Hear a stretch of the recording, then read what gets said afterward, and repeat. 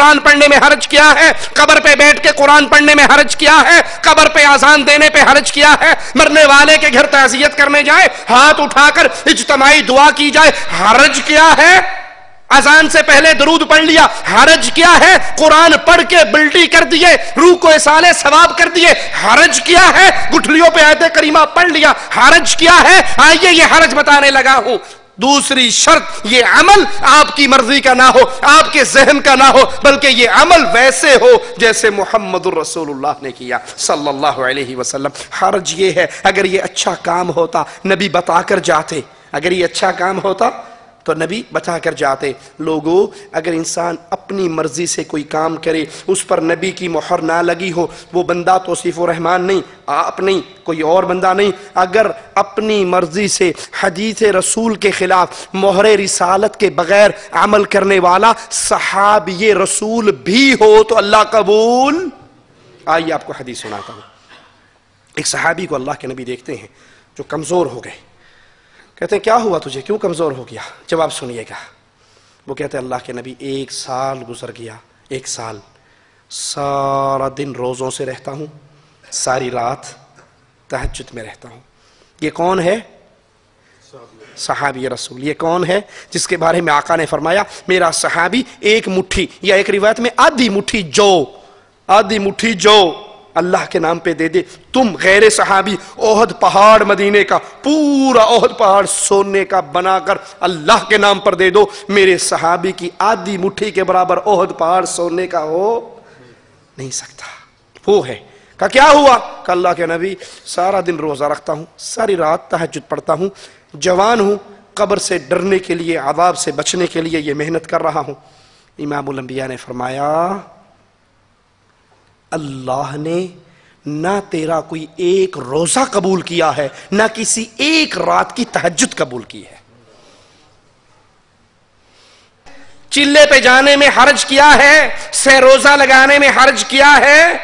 حرج یہ ہے اگر یہ دین کا کام ہوتا محمد کریم چھپاتے نہ، بتا کر جاتے۔ اے میرے صحابہ، کوئی ایسا عمل نہیں جو تمہیں جنت میں لے جا سکے الا یہ کہ میں تمہیں بتا چکا ہوں، کوئی ایسا عمل نہیں جس کی وجہ سے تم جہنم میں جا سکو الا یہ کہ میں ڈرا چکا ہوں۔ نبی کی وفات پہ صحابی کہہ رہے نبی اس حال میں ہمیں چھوڑ کر گئے، آسمان میں اڑنے والے پرندوں کا علم ہمیں دے کر گئے۔ ارے جو نبی پرندوں کا علم ہمیں دے کر گئے، وہ نبی اگر ثواب کے کام ہوتے ہم سے چھپا کر جاتے۔ صحابی نے کہا اللہ کے نبی میں تو قبر کے عذاب سے ڈرنے کی وجہ پر اتنی محنت کر رہا ہوں۔ فرمایا تیری ساری نمازیں، تیرے سارے روزے برباد۔ کہا نبی وجہ کیا ہے؟ یہ عمل صحابی کا ہے، یہ سوچ صحابی کی ہے، یہ فکر صحابی کی ہے۔ کہا ٹھیک ہے صحابی کی تو ہے، لیکن اس پر محمد کی مہر نہیں لگی ہوئی۔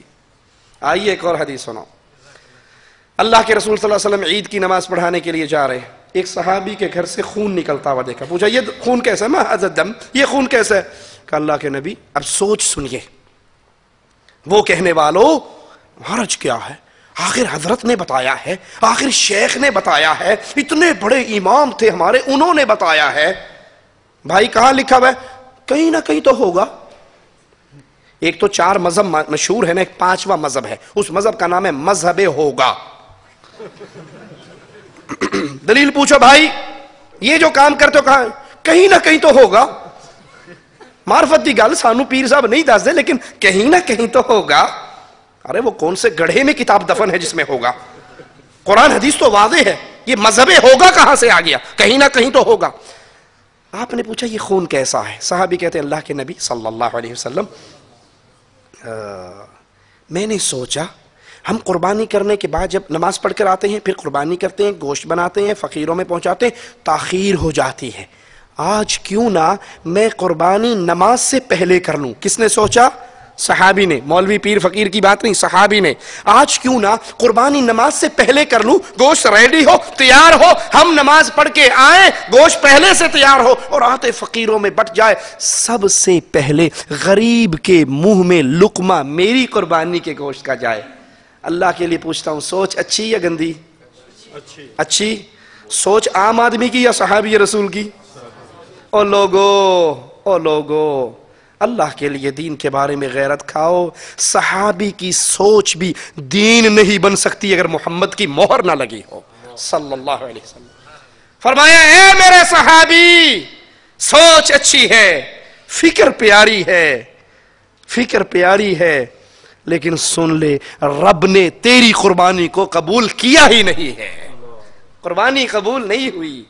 اللہ کے نبی میں تو کر چکا، کہا قبول نہیں ہوئی. قبول کروانی ہے تو محمد کے طریقے پہ قربانی کرنی ہوگی صلی اللہ علیہ وسلم. میرے نبی کا یہ کوئی طریقہ نہیں. بندہ مر گیا، بیٹا اس کا مدرسے میں پہنچ جاتا ہے، گاڑی لگاتا ہے، کلف والا سوٹ پہن کے آتا ہے، مولوی صاحب کان میں ابو جی فوت ہو گئے، زندگی چنگا کام کیتا کوئی نہیں، ہن 5 قرآن چاہیے.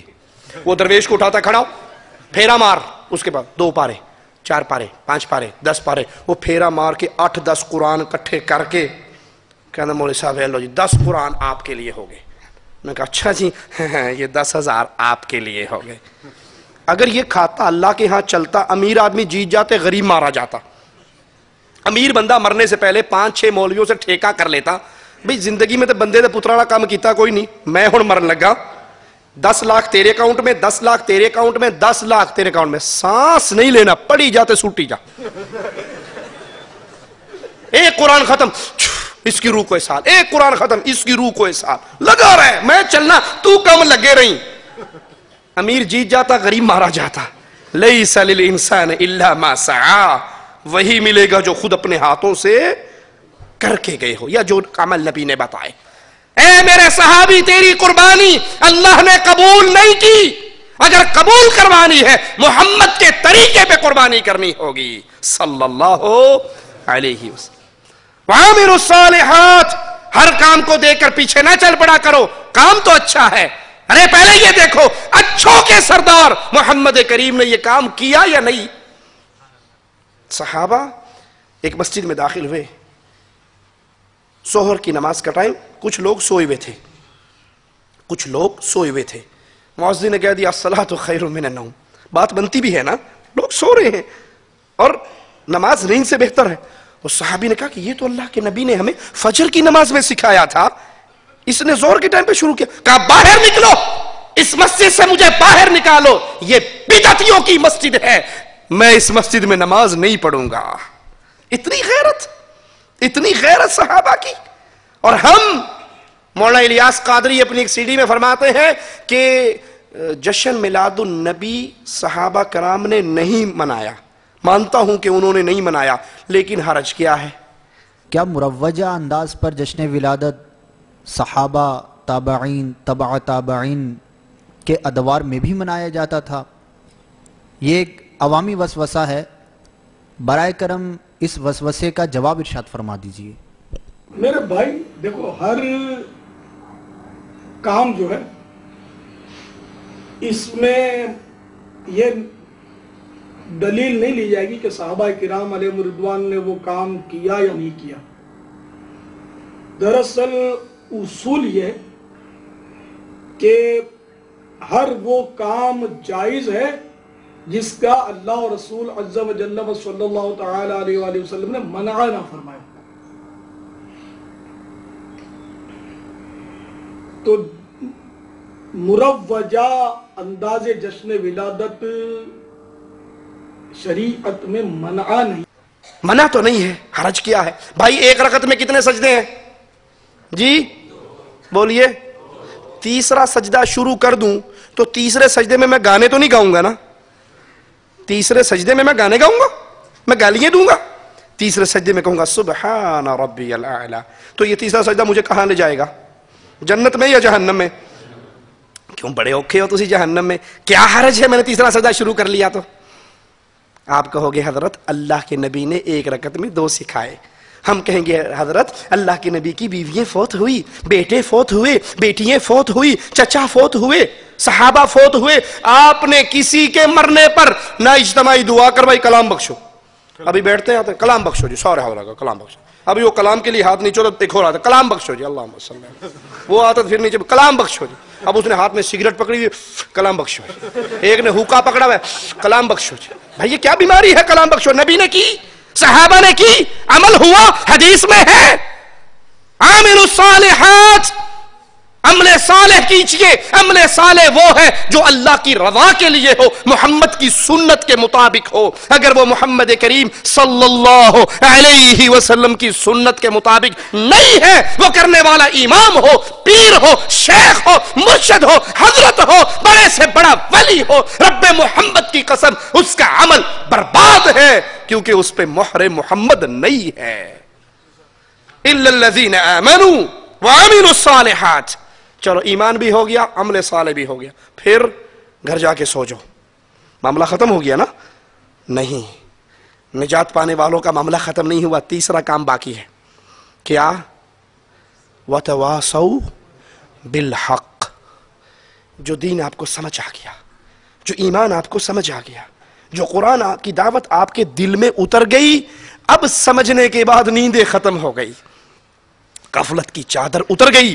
اب اس پیغام کو لے کے عام کیجئے, لوگوں تک پہنچائیے. لا الہ الا اللہ کی دعوت, محمد کریم کی رسالت کی دعوت کو عام کیجئے. اس پیغام کو گھر گھر پہنچائیے.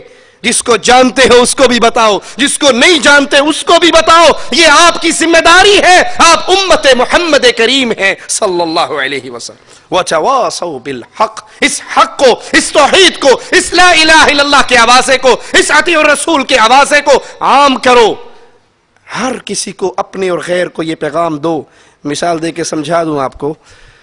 انڈیا پاکستان میں موٹر سائیکل زیادہ ہوتے ہیں نا, لوگوں کے پاس کاریں کم ہوتی ہیں. تو صبح صبح آپ نے دیکھا ہوگا اکثر موٹر سائیکل والے دہی لینے کے لیے, چنے لینے کے لیے, ناشتے کے لیے جب باہر نکلتے ہیں, تو جب رات کو موٹر سائیکل کھڑی کی جاتی ہے تو اس کی لائٹ آن رہ جاتی ہے نا, اندھیرا جو ہوتا ہے. تو صبح جب بے دھیانی میں نکلتے ہیں تو لائٹ ویسے روشن ہوتی ہے, لیکن چونکہ سورج نکل آیا ہوتا ہے, کسی کو پتہ نہیں لگتا کہ میرے موٹر سائیکل کی لائٹ آن ہے. سمجھ آ گئی مثال؟ اب یہ روڈ پہ آ رہا ہے, آپ کی خالہ, پھوپھی, ماموں کا بیٹا نہیں ہے, آپ کے محلے کا بھی نہیں ہے, پڑوسی بھی نہیں ہے, جان پہچان بھی نہیں ہے, لیکن جو ہی آپ کو پتہ لگتا ہے آپ پیدل جا رہے ہو کہ اس کی موٹر سائیکل کی لائٹ جل رہی, اس کو یوں اشارہ کرتے ہو یا نہیں کرتے؟ میں غلط تو نہیں کہہ رہا؟ یوں اشارہ کرتے ہو. کیوں بھائی؟ تیری انرجی ضائع ہو رہی ہے, بیٹری ضائع ہو رہی ہے, اب وقت نہیں ہے یہ جلانے کا, ختم ہو گیا کام. آپ کا کیا لگتا ہے؟ اس نے اپنے مذہب پہ, آپ نے کسی کو کچھ نہ کہیے جی, اپنے مذہب کو نہ چھوڑو, غیر کے مذہب کو نہ چھیڑو. جڑا جتھے لگا ٹھیک لگا ہے, 2 + 2 = 4 ٹھیک ہے, 2 + 2 = 6 ٹھیک ہے, 2 + 2 = 8 بالکل ٹھیک ہے. ایسے استاد کی چھٹی ہو جائے گی, ہر چیز ٹھیک ہے. ارے بھائی جو جہاں لگا ہے ٹھیک لگا ہے. آپ کے گھر میں جب چوری ہوتی ہے پولیس میں کیوں جاتے ہو FIR کٹوانے؟ انہوں نے روٹی نہیں کھانی, چور نے روٹی نہیں کھانی, اس نے بھی تو کھانی ہے نا. چوری ہونے پر FIR کیوں کٹواتے ہو؟ کیونکہ آپ کا دل کہتا ہے اس نے جو کام کیا ہے وہ غلط کیا ہے. آپ کے حق پر کوئی ڈاکہ غلط ڈالے, آپ کو احساس ہوتا ہے. اسلام کے ساتھ جو مرضی ہو جائے کوئی احساس نہیں. وَتَوَاصَوْا بِالْحَقِّ.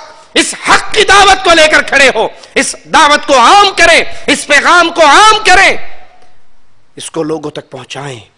اگر آپ کے مکان کی 5 انچ جگہ پہ پڑوسی دیوار گرنے کے بعد ادھر بنا لے تو فوراً پٹواری کو لے آتے ہو, یہاں انچی ٹیپ سے سائز لو, اس نے 5 انچ میرا قبضہ کیا, آدھا فٹ میری لی ہے, یہ زمین میری تھی جو اس نے لے لی ہے. اتنی غیرت زمین کی, اچھی بات ہے, بری بات نہیں. اتنی غیرت مکان کی, اچھی بات ہے, بری بات نہیں. کیا قرآن کی اتنی غیرت بھی نہیں ہے؟ کیا اسلام کا اتنا بھی حق نہیں ہے؟ جو چاہے اسلام کی صورت کو مسخ کر دے, جو چاہے توحید کے اوپر شرک کے بادل چڑھا دے, سنت کے اوپر بدعات کے لیبل کو لگا دے, مجھے کچھ بھی نہ ہو. اس نے اپنے قبر میں جانا, میں نے اپنی قبر میں جانا. جب آپ کے گاڑی میں کوئی گاڑی مارتا ہے, ایکسیڈنٹ ہوتا ہے, پولیس کو بلاتے ہو یا نہیں بلاتے؟ اس سے جرمانہ لیتے ہو. تو جو جہاں لگا ٹھیک لگا, اس نے مار بھی تو ٹھیک کیا, کیا تکلیف ہے؟ دنیا میں یہ مثالیں نظر نہیں آتی. یہ مثالیں نظر آتی ہیں تو صرف شریعت کے مسئلے پہ نظر آتی. جو حق آپ پہچان چکے ہو, جو حق آپ جان چکے ہو, وَتَوَاصَوْا بِالْحَقِّ. اس دعوت کو عام کرو, اس پیغام کو عام کرو. اور یاد کرو, امام الانبیاء نے فرمایا تمہاری دعوت سے اگر ایک بندہ ہدایت کے راستے پہ چل پڑا, تمہارے لیے سرخ اونٹوں سے زیادہ قیمتی ایک بندے کی ہدایت کا سامان ہے. وَتَوَاصَوْا بِالصَّبْرِ. جب یہ حق کی دعوت کو آپ عام کرو گے, پھر نتیجہ کیا نکلے گا؟ آپ کو پھولوں کا ہار کوئی نہیں پہنائے گا. جب حق کی دعوت دو گے, جب توحید کا آوازہ لگاؤ گے, کوئی آپ کو پھولوں کا ہار, کوئی آپ کو چندہ, قربانی کی کھالیں آپ کی مسجد میں کوئی